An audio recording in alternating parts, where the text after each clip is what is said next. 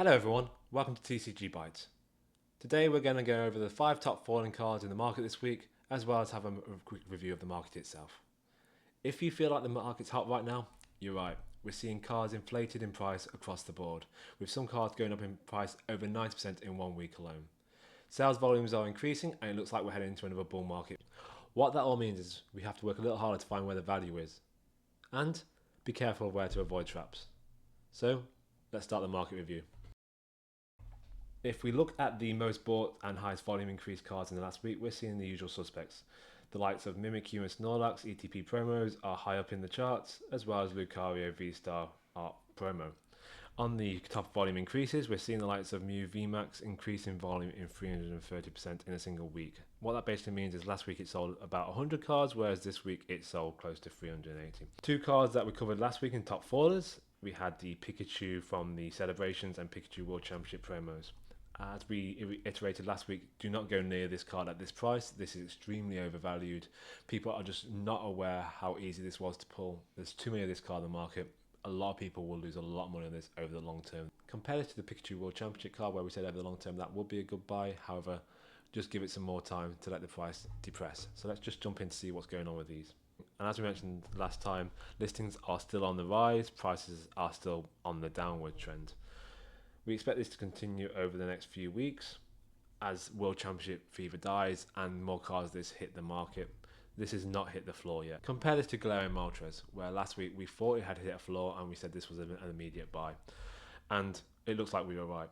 The price was about 1070 last week and it has now reached 1372. So it's up about nearly 30% in the last 7 days. So if you did make the jump in this card, well done for you. We do think this is a good long-term buy and we do see prices increasing from here. Another one we said wait and see was Team Rocket's Moltres. We thought it was near a floor from last week's fall, but we're not quite there. Now we're calling the floor. If we see the number of listings has now suddenly started to decrease. We're now 45 and 7 DMA, and this total number of listings overall is actually 40, so the actual current number of listings is now below that DMA average. So we think this is the price floor and we expect it to have an increase from here. So if you want this card, now's the time. We don't expect it to be any cheaper anytime soon. So that's our review from last week. Let's have a look at this week's top falling cards and see if any are buy. At number 5 we have Tapu Lele pre-release from Sun and Moon. It's down 26% this week to just under $20. Now we won't spend too much time on this one. Why? That volume. 0.14, so we're basically selling one a week. What that basically means is the data cannot be relied on, and that's why you're seeing this very drastic jumps up and down. Anything with a low volume can have any price really that the market determines. All it takes is 1 or 2 cards hitting the market for the price to decrease and 1 or 2 sales for the price to increase massively. So don't trust the data here. If you want this card, be my guest. Now's as good a time as any. Just don't think the data is actually that reliable because the volume is so low. At number 4 we have Mienshu from White Flare. Now we're going to see a few White Flare Black Bolts in the list this week, and that is very common for the new release set. The newest set normally has that price decline in the first month or two as people are ripping that set the most, and therefore more cards from that set hit the market than anything else. And that's what we're seeing here. It's down 27% to $5 in the last week. As always, we're checking the listing level as the most important thing, and what we actually are seeing here is it maybe it's turned the corner. Listings are at 72, 7-day moving average, the absolute is 67. So we're seeing the absolute listings is now below the 7-day moving average. If we have a quick look at volume, volumes are strong, volumes are going up. This all indicates that now we've hit the price floor at around $5. So if you want this in your set, now might be the right time to jump.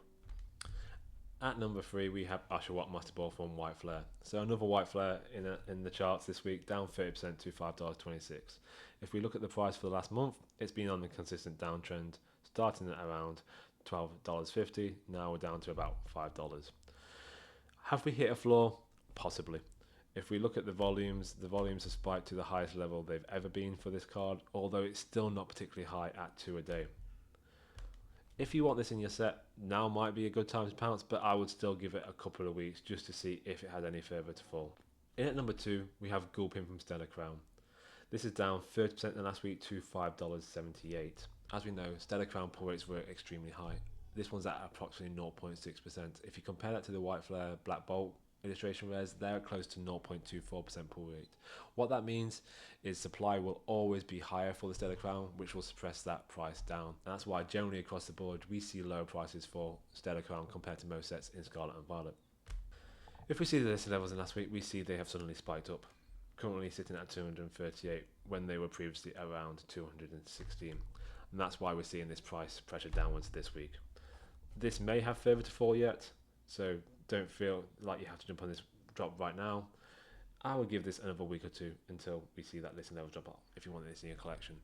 From an investment point of view, Stellar Crown, not a great set because of those high pull rates, and therefore we expect the price pressures to be consistently higher compared to most other sets. So if you look at this from an investment point of view, just stay away from Stellar Crown. In at number 1 we have Lampent from White Flare, the illustration rare. This is down nearly 33% in the last week to $12.33.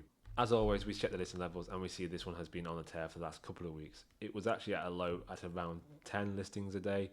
We're now sitting at over 60 listings a day, so we can see why there's been a big price pressure downwards. And that probably hasn't stopped because the listings 7-day moving average is still below actual listings. If you want this card in your collection, I would give it a week or two yet to make sure that listings level has really plateaued. We've seen a very high spike in the last few weeks, and I don't think the market has corrected its price accordingly yet, so expect that price to go a little lower.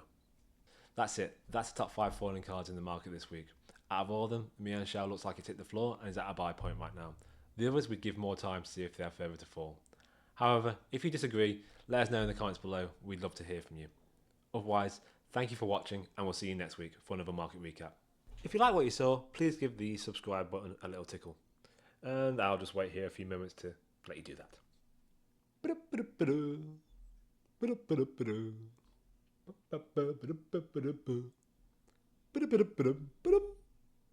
Did you do it? Awesome. And remember, visit us at tcgbites.com.